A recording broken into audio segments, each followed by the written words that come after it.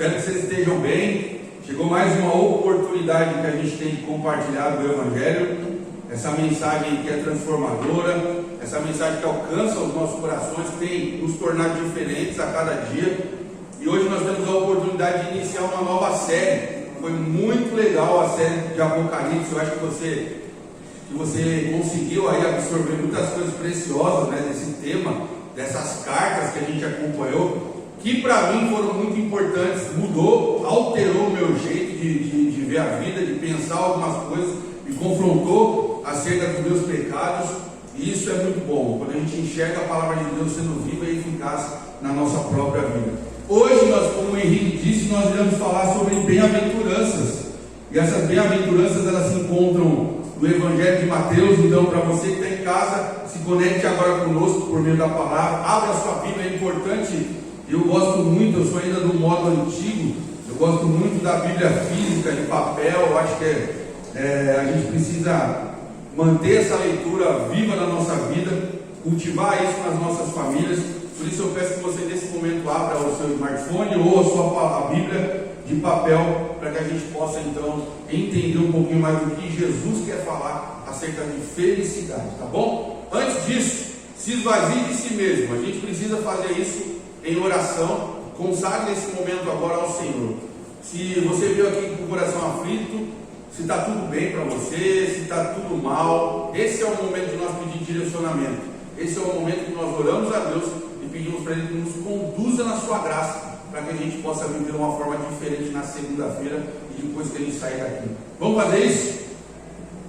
Querido Deus, nós queremos entregar ao Senhor, Deus, essa manhã os anseios do nosso coração, agradecidos, Deus, do que o Senhor tem feito até aqui. O Senhor já tem comunicado a nós por meio da Tua palavra cantada, Deus, obrigado por isso. E mais agora, nesse momento, nós queremos ouvir a Tua palavra por meio das Escrituras, Deus.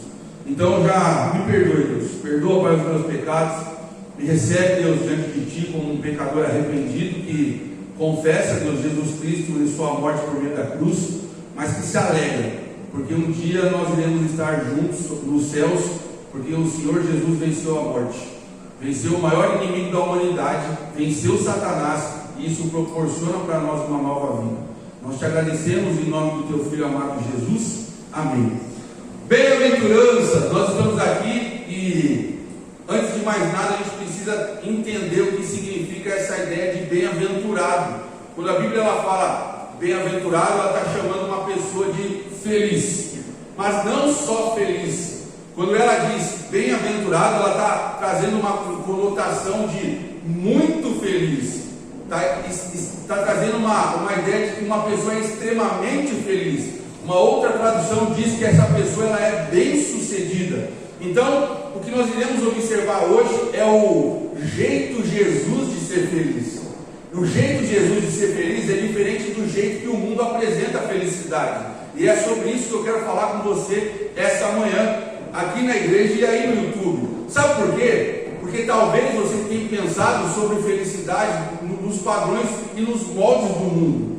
Eu tenho acompanhado o Gabriel, tem sido uma experiência incrível para mim fazer esse discipulado com ele. A gente estava conversando lá no último, nossa resenha foi com pastel sexta-feira, né, Gabriel, esse moleque mudou, tanto espiritualmente como fisicamente, não come mais, rapaz.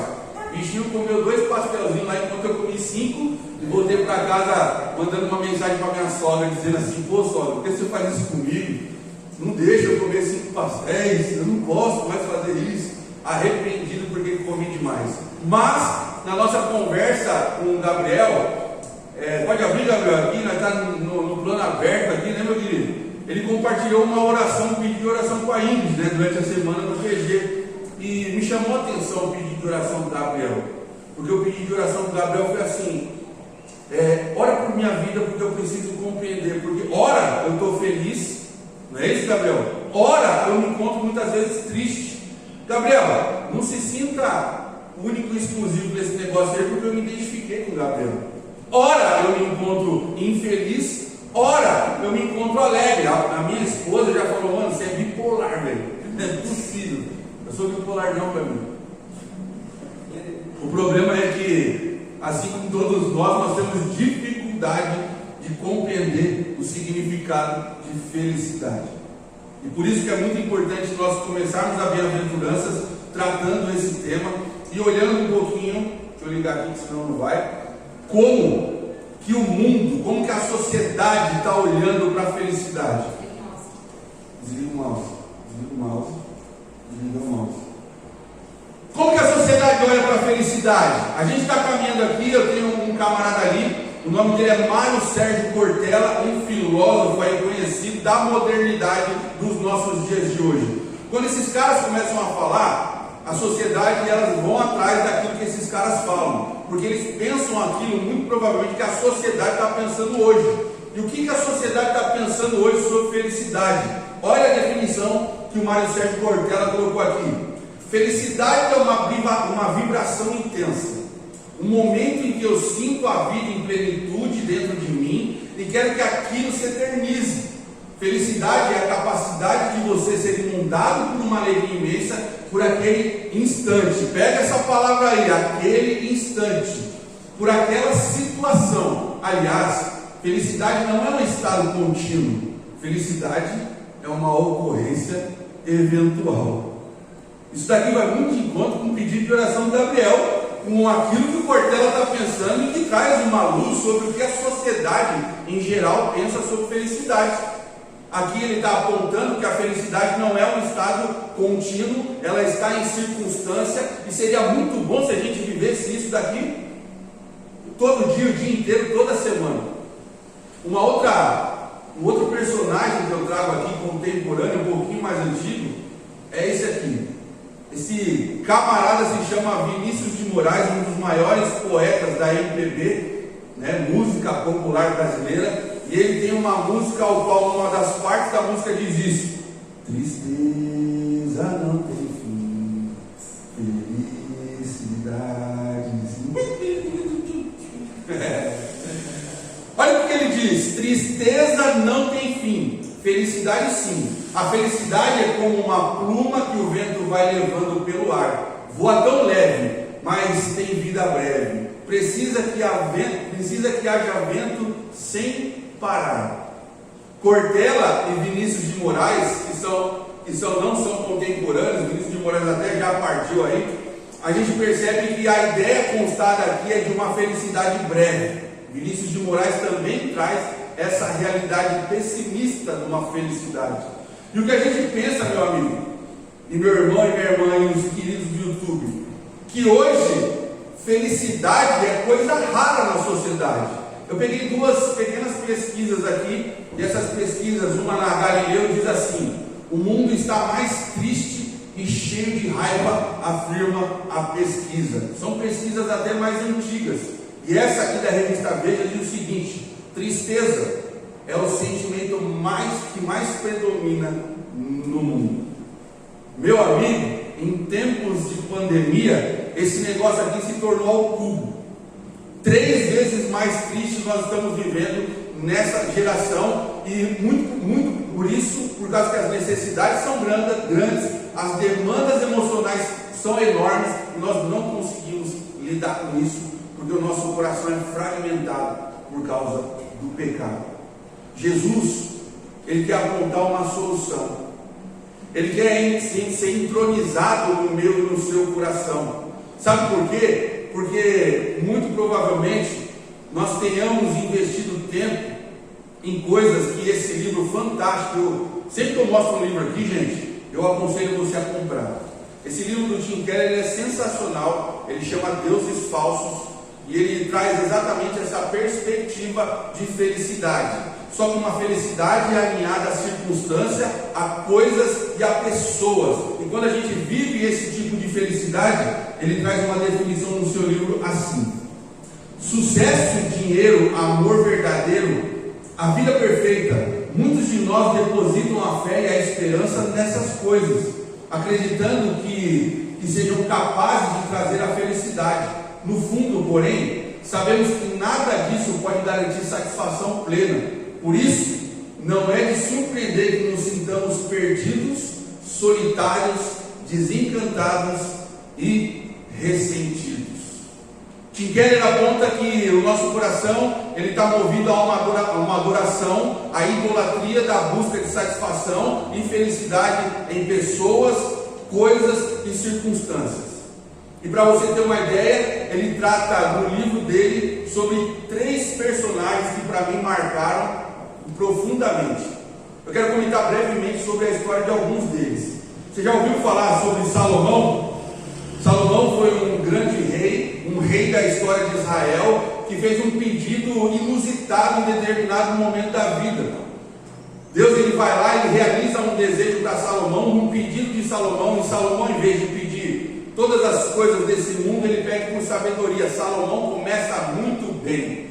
Só que Salomão, em determinado momento da sua vida, o seu coração, ele foi sendo levado ao desejo por mulheres, ao desejo por riquezas, por bem e posição social. Ele começou a fazer vários tipos de acordos comerciais com rainhas de outros povos, e esse acordo culminava também num relacionamento marital entre ele e essas mulheres. Ou seja, quando Salomão então deseja se agregar a um outro povo, ele casa com uma mulher de um outro povo, e casando com uma mulher de um outro povo, ele também casa com seus deuses.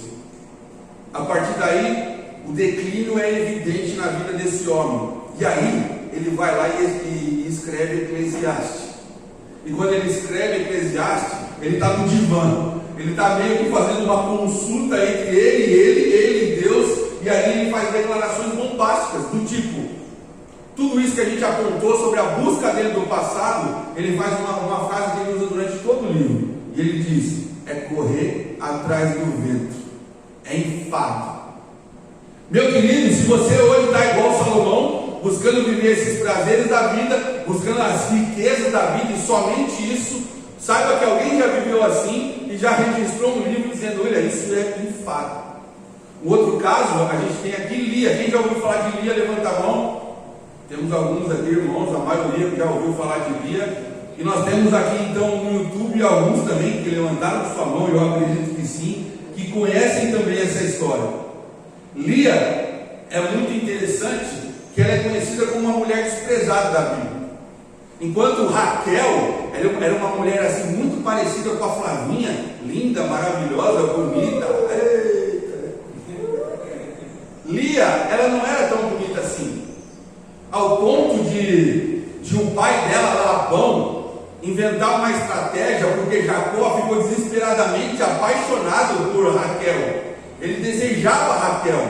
Labão, pensando disso, falou: não, mas a minha outra filha não pode ficar sozinha. Ele arma então um plano miraboloso. Nesse plano contempla que Lia, na calada da noite, no momento de fraqueza de Jacó, ela se deita então com Jacó, e ela então tem um filho com Jacó. Sabe o que acontece com isso?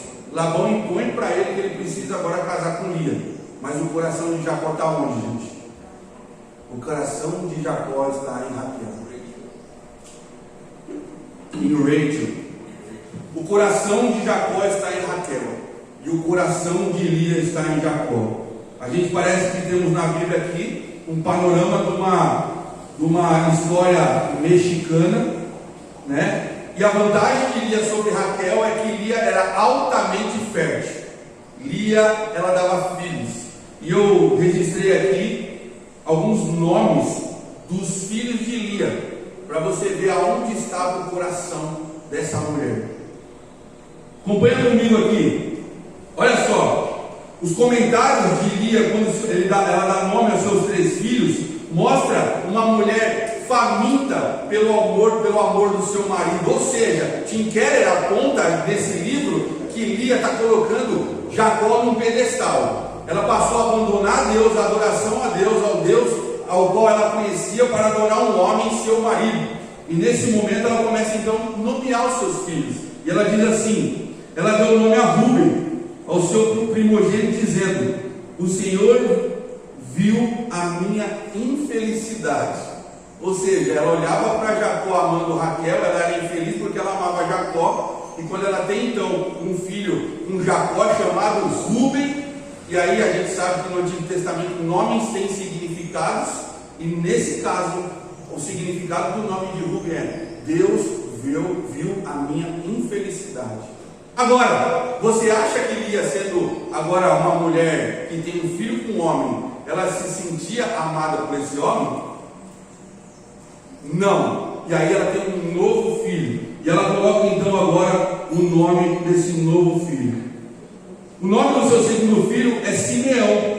Lia se lamenta dando esse nome para ela, dizendo assim: porque o Senhor ouviu que sou desprezada e deu-me também este.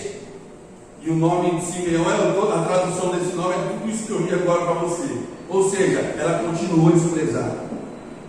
O ídolo, ele cobra um preço, ele cobra adoração para você, e ele te consome devagarinho.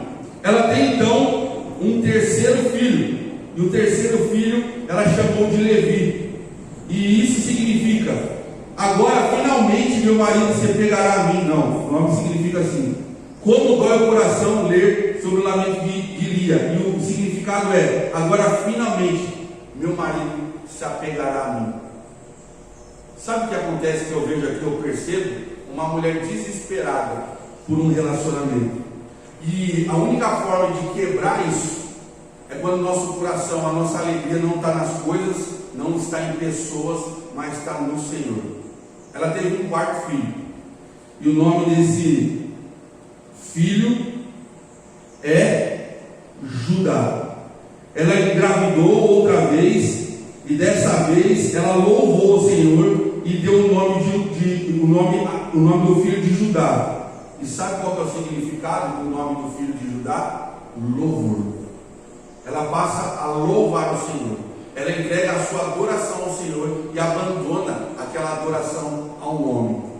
No outro caso, no terceiro caso, nós temos então Nabucodonosor, que foi instrumento de Deus, mas antes disso ele queria ser o quê? Adorado.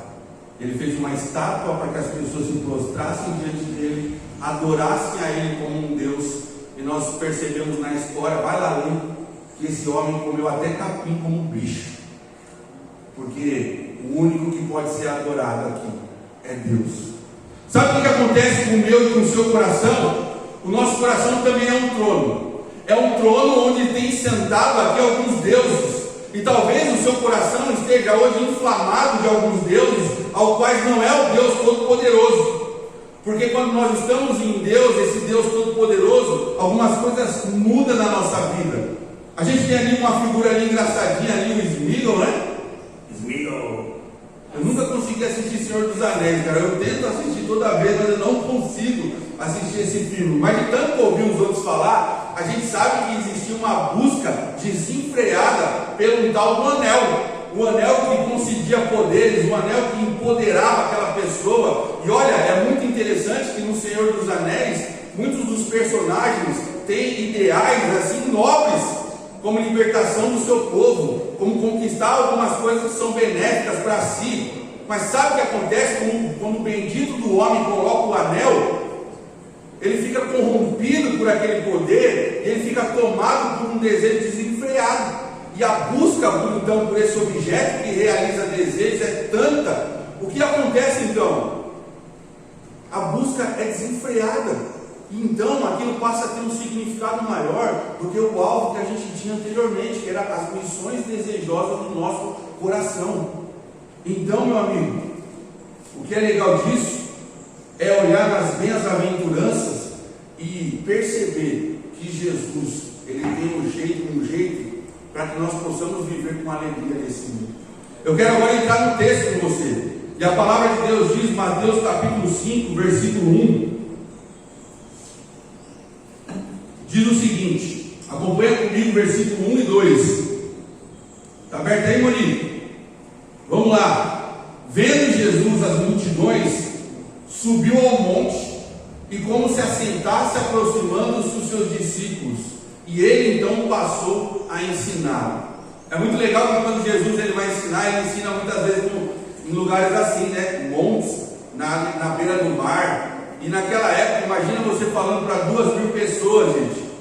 Como que nós falaríamos para 2.000 pessoas sem microfone, sem caixa de som potente? Jesus usava os elementos da natureza para isso. Quando ele subia num barquinho, ele ficava um pouquinho mais alto do que todos, ele usava a conexão do vento para proferir as suas palavras e falar para multidões. Jesus, ele tinha algumas estratégias de falar com as pessoas. E ele falava da seguinte maneira: Jesus, ele ensinava a multidão, as pessoas que muitas vezes estavam ligadas a ele, para os benefícios que Jesus pode dar. Sabe o que eu quero fazer uma relação aqui?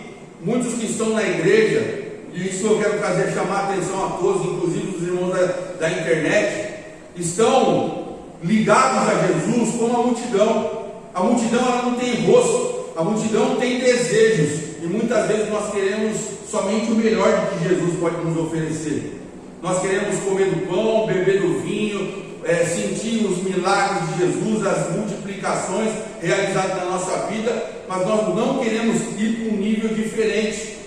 Quando Jesus, ele quer ensinar você de forma individual, e você sente o baque da presença de Deus por meio da palavra, muitas vezes nós nos acuamos dessa relação. E o que nós vemos na Bíblia é que Jesus se relaciona individualmente com pessoas. Você já percebeu o que ele fez com a mulher samaritana? Olha como Deus se interessa por pessoas. Ele foi falar com uma mulher que era desprezada da época, gente. Sabe o que Deus está fazendo nos dias de hoje?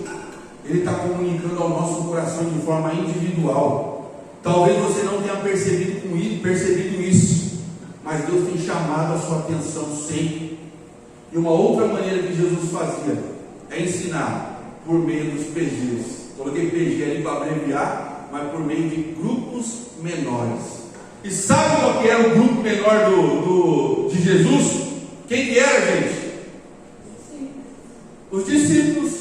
O grupo PGzão de Jesus era formado por Tiago, João, Pedro, a galerinha reduzida ali, ao qual ele fazia o que ele está fazendo agora. Ele levava então para o monte, e lá no monte, nesse lugar, ele vai dar o maior discurso da história, irmão. Com seu pequeno grupo, com o grupo de líderes que ele estava formando para fazer história, daqueles aos quais compartilharam das doutrinas do Evangelho, ao qual chegou hoje aqui, ó, Brasilzão, Zona Sul, Caixa d'Água. Você só está falando aqui de Jesus, meu querido. Faz a pose de mano. Só estamos falando de Jesus aqui, sabe por quê? Porque só estamos falando dele, porque ele fez aí um PG que fez história, que ensinou pecadores qual que era o valor da vida, principalmente o sentido da felicidade.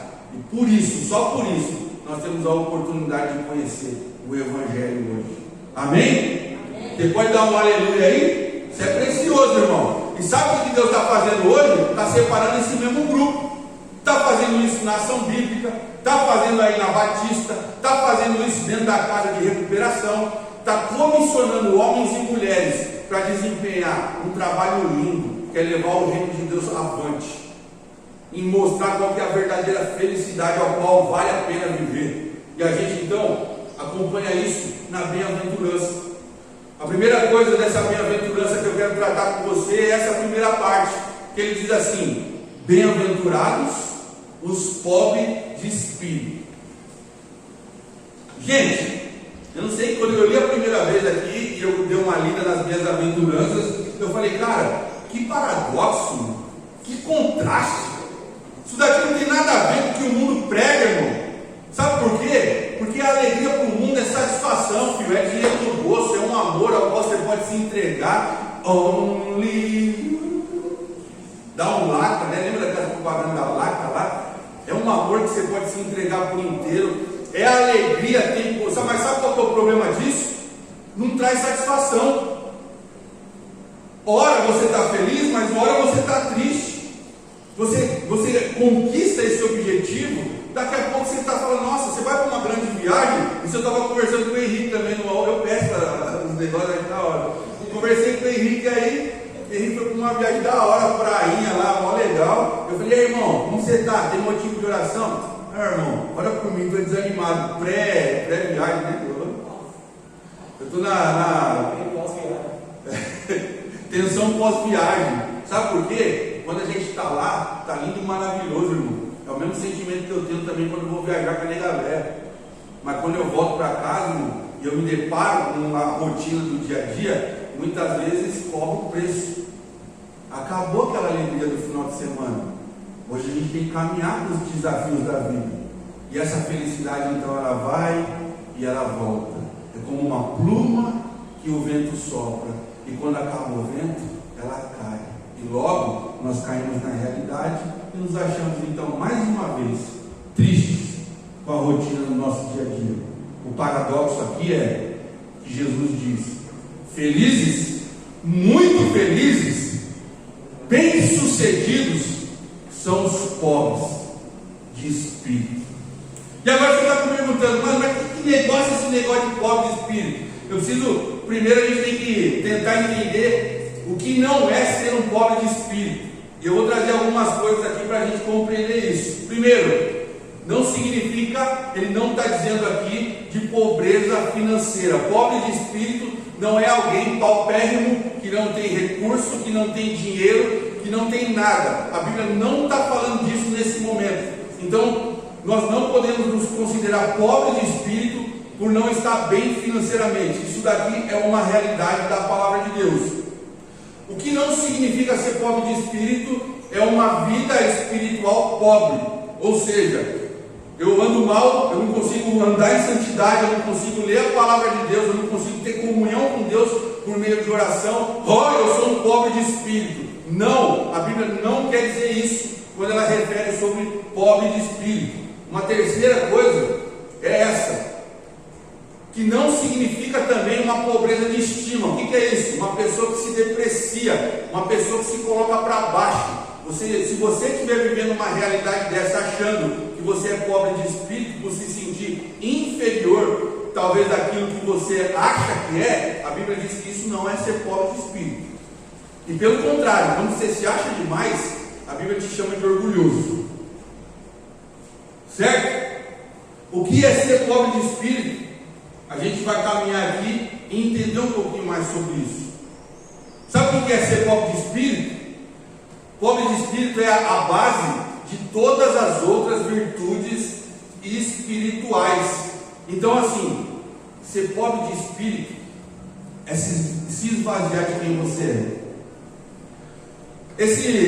Essa sequência das bem-aventuranças, ela não foi colocada de forma aleatória por Jesus. Essa primeira bem-aventurança, ela tem um significado muito profundo, porque dela é a escada para as outras bem-aventuranças. Se você não é pobre de espírito, você está com um sério problema, porque essa daí é a escada das outras bem-aventuranças. Uma pessoa que ela não é pobre de espírito, ela não consegue, sabe o quê? Chorar pelos seus pecados.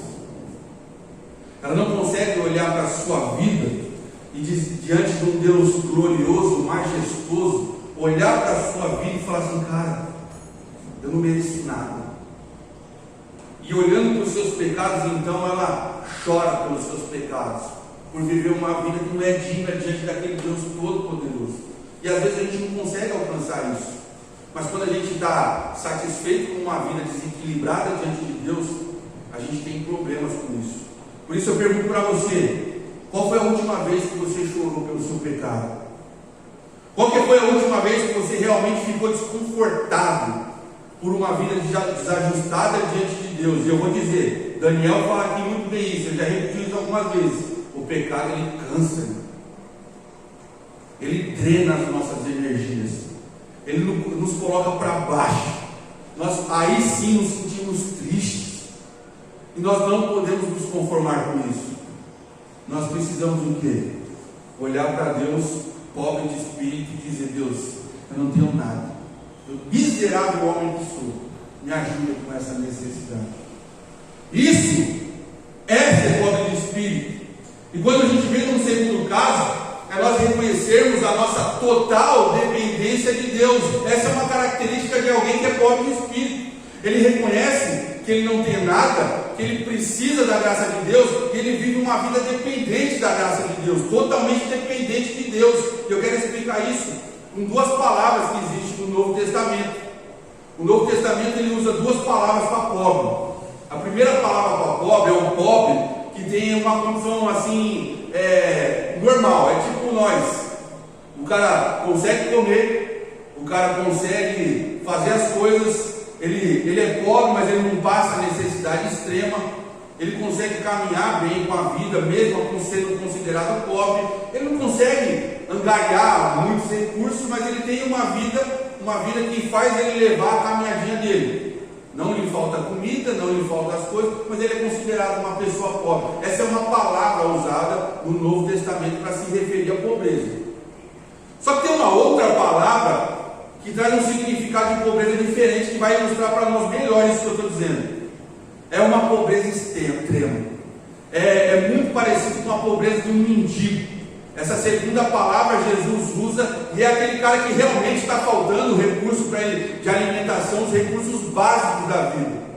É um miserável diante das coisas, e essa palavra para pobreza é a mesma palavra que Jesus está usando para quando ele se refere a ele, bem-aventurado é o pobre de espírito.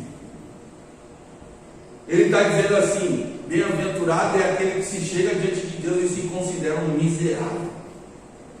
Ele chega diante de Deus com as mãos abertas, as mãos vazias, e dizendo: Senhor, o Senhor é tudo que eu tenho. E é essa atitude que é cobrada para aqueles que são pobres de espírito, que têm uma dependência unilateral de Deus. E esse é o significado para essa palavra quando é usado para pobre de espírito. O Hernando Dias Lopes, um dos caras que eu peço para que você ore pela vida desse pastor, que tem abençoado muito as igrejas brasileiras, merece que nós lembremos dele em oração. Ele escreve o seguinte: feliz é o homem que chega diante de Deus sem qualquer vaidade, sem qualquer arrogância, sem qualquer mérito, obra, exigência ou reivindicação, a não ser: Deus, seja propício a mim, pecador. Essa consciência, tal homem, sem essa consciência, tal homem não pode ser feliz. Ou seja, não pode ser bem-aventurado. E aonde que a gente encontra uma figura, um quadro desse na palavra de Deus? Abra sua Bíblia em Lucas, capítulo 18, e a gente vai encontrar esse quadro bem ilustrado para a gente entender o que Jesus quer dizer e o que Hernando Dias Lopes aqui ele quer citar. Lucas, versículo 18. Capítulo 18, gente.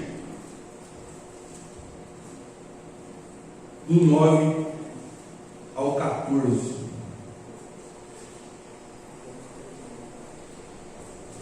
O versículo 9, ele já traz uma ilustração daquilo que eu estou falando até agora, sobre o que o mundo fala sobre felicidade.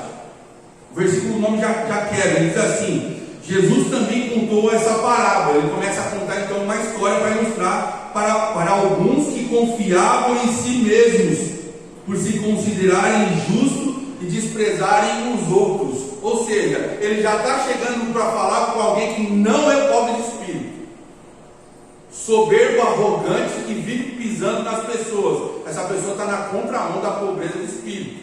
E aí ele diz assim: 2 homens foram ao templo para orar. Um era fariseu e o outro era publicano. O fariseu ficou de pé e orava de si para si, dessa forma: ó Deus, graças te dou, porque não sou como os demais homens, roubadores, injustos e adúlteros, nem ainda como esse publicano.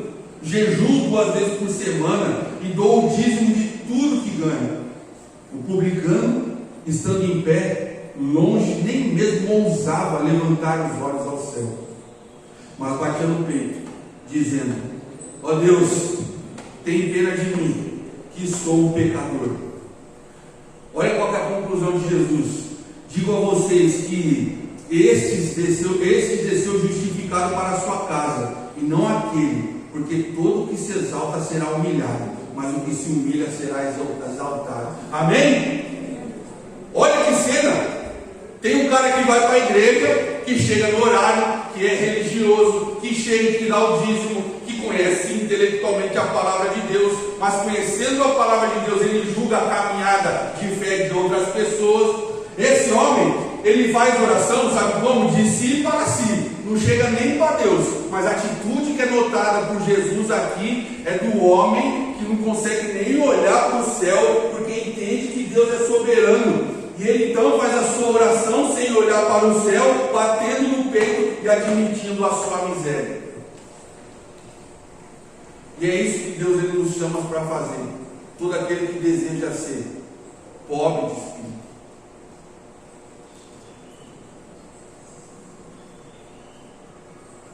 Para a gente avançar para o final, a gente faz uma pergunta: por que ser então pobre de espírito? Qual que é a nossa motivação? Por que isso? Essa frase é forte, porque enquanto você não for pobre de espírito, Jesus jamais vai ser precioso para você. Enquanto você não se humilhar diante de Deus, como um pecador batendo no miserável homem que sou, me ajuda na minha fraqueza. Enquanto nós não tivermos o nosso coração convertido ao Senhor, a nossa crista bem baixinha diante a Deus Todo-Poderoso, a gente jamais vai achar Jesus precioso para nós. E aí vem uma série de perguntas. Por que as pessoas não correm para Jesus? Mas por que elas não correm para Jesus? Mas por que elas não se entregam a Jesus? Tem gente que está nessa caminhada ouvindo, elas não correm para Jesus, elas não se entregam para Jesus. Por que tanta gente adia suas decisões? Não, hoje não, talvez foi, não, eu não quero, hoje não dá para mim. Vamos deixar para mais para quantas vezes a gente posterga algumas coisas? Você sabe por que você sabe por que acontece isso com essas pessoas? Porque muito provavelmente Jesus ainda não é precioso para elas. Jesus ele é precioso para você, meu irmão. Para você que está no YouTube aí, faça essa avaliação.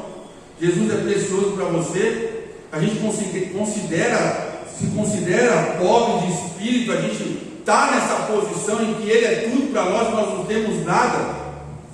Porque as pessoas adiam suas decisões, muito provavelmente porque esse slide eu já mostrei e quero mostrar de novo para você. Porque muito provavelmente ela está ligada às coisas dessa vida, às circunstâncias dessa vida, a pessoas dessa caminhada que tem roubado a nossa adoração e virado ídolos do nosso coração.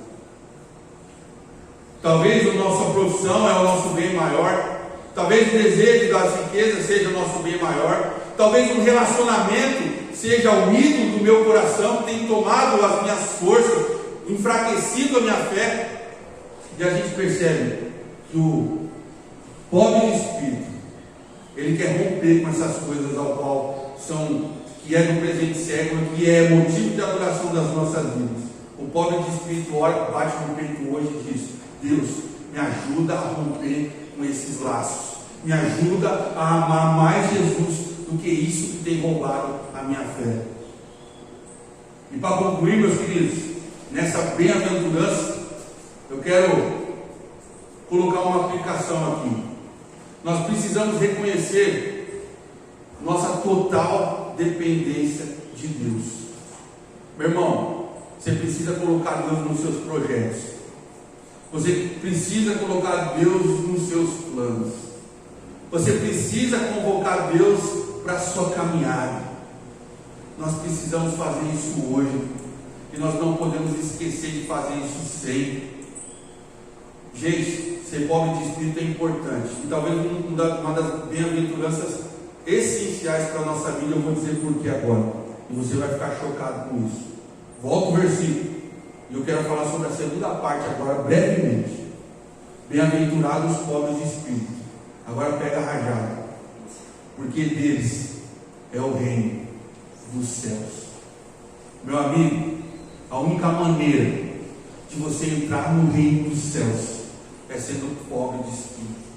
Os únicos que herdarão esse reino, os únicos que entrarão na porta estreita, entrarão nessa porta abençoada, são os pobres de espírito. O reino do céu é para eles. E se você é um pobre de espírito, sua caminhada está baseada em Jesus, e você tem batido no peito, me ajuda, Deus, a ser do Senhor completamente. Meu querido, você vai entrar por essas portas e esse reino é seu. Porque bem-aventurado é os pobres de espírito. Não sou eu que estou dizendo isso, mas é Jesus por meio da palavra do Sermão do Monte que diz: deles é o reino dos céus. Meu querido, eu devia colocar a minha foto ali, porque essa frase é minha, estou teologando também. Ser pobre de espírito é a porta aberta para a graça de Deus e o acesso ao precioso Cristo, que me permite adentrar as portas do reino dos céus. Vixe, ficou top, moleque. Vou botar uma foto, um fundo da hora, vou colocar essa frase e vou fazer igual os caras. Carson, tá lá.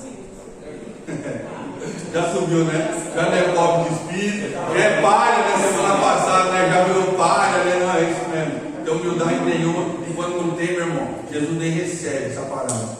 Gente, pobre de espírito, irmão, primeira bem-aventurança, se dobra diante de Deus em misericórdia e aceita esse Jesus Cristo que permite que você viva toda essa realidade, porque bem-aventurado é os pobres de espírito, eles herdarão o reino dos céus. Vamos orar? Querido Deus, quero te agradecer, Pai, por essa oportunidade de compartilhar essa palavra, Deus. Meu Pai, o meu coração, Deus, muitas vezes é cheio de idolatria, Deus. Oh, meu Pai, permite, Deus, que essa idolatria seja banida do meu coração, Deus. Me ajuda, Deus, a lutar com os pecados da vida, Deus, que tem roubado, Deus, drenado, Deus, a minha atenção da sua graça e da sua glória, Deus. E obrigado, Deus, porque um dia o Senhor me permitiu, Deus, adentrar o teu céu, Deus, por meio da tua graça. Nós estamos confessando aqui que nós não somos ninguém, nós não somos nada, e que tu és tudo, Deus, na nossa vida, Deus. Que nós possamos ser pobres de espírito, Deus, debaixo da tua graça, porque a tua palavra diz que essas pessoas herdarão o reino dos céus. Nós queremos entregar aqui as nossas vidas ao Senhor. Nós queremos pedir perdão pelos nossos pecados e clamar pela misericórdia do Senhor, te pedindo, Deus, nos ajuda, Deus, na nossa fraqueza e nos abençoa na sua graça. É isso que nós oramos e agradecemos no santo nome de Jesus. Amém.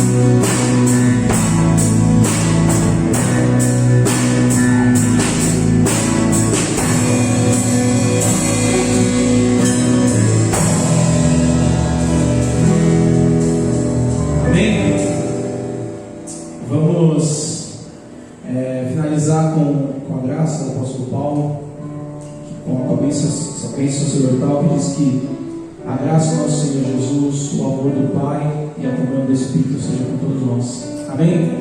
Boa semana a todos, você vai conseguir em casa, que realmente a cada bem-aventurança que Deus fala no nosso coração, que a gente entenda o verdadeiro propósito que é ser feliz em Cristo.